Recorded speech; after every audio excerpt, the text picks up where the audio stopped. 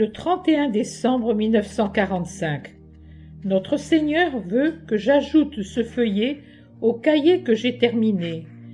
Il dit qu'il est bon de compléter l'épisode d'hier matin par ce qui a suivi et dure encore. J'obéis donc. Tout d'abord, hier, après que notre Seigneur a mis en fuite Satan, je ne l'ai plus vu pendant quelques heures. Puis, cette femme est venue, et j'ai alors compris le sens de la dictée du matin. Cette femme est venue soit par curiosité, soit par nécessité, mais je ne pense pas que ce soit par méchanceté. Après son départ, sa venue avait fait naître en moi un conflit et j'avais pris la décision de ne plus la revoir, j'ai revu le visage de Satan comme le matin. Non plus ironique ni triomphant, mais penaud, comme apeuré.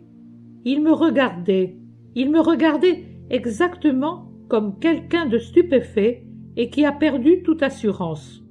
J'avais l'impression qu'il se demandait « Comme cela se fait-il? Qui est-elle donc ?» Et il s'en alla. Mais j'étais sereine parce que je me sentais encore pleinement défendue par la puissance de Jésus. Ce sentiment de sécurité augmentait même à mesure que les heures passaient. Arrivent les Raffaelli. Je parle de tout et de rien, mais sans cesser de penser à la visite de cette femme inconnue et en éprouvant un sentiment de malaise continuel puisque j'ai été trompée. Et je repense au visage humilié de Satan. Tous partent enfin et je me couche exténuée en écoutant un concert de musique classique à la radio. J'aperçois tout à coup, à une distance infinie, aussi infinie que lorsque je vois le paradis, sauf qu'il s'agit là de l'abîme des bas-fonds, alors que le paradis est hauteur, j'aperçois un lieu que je pourrais même plus qualifier d'horrible, mais qui est infiniment triste. Une lumière rare, de plomb, une sorte d'air brumeux et ténébreux entre des parois rocheuses et escarpées.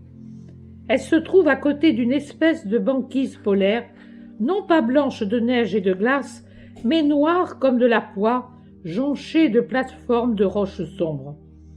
À plat ventre sur l'une d'elles, Satan est étendu, le visage posé sur une main, le coude appuyé sur la roche. J'ai essayé de faire un bond, mais j'en étais incapable.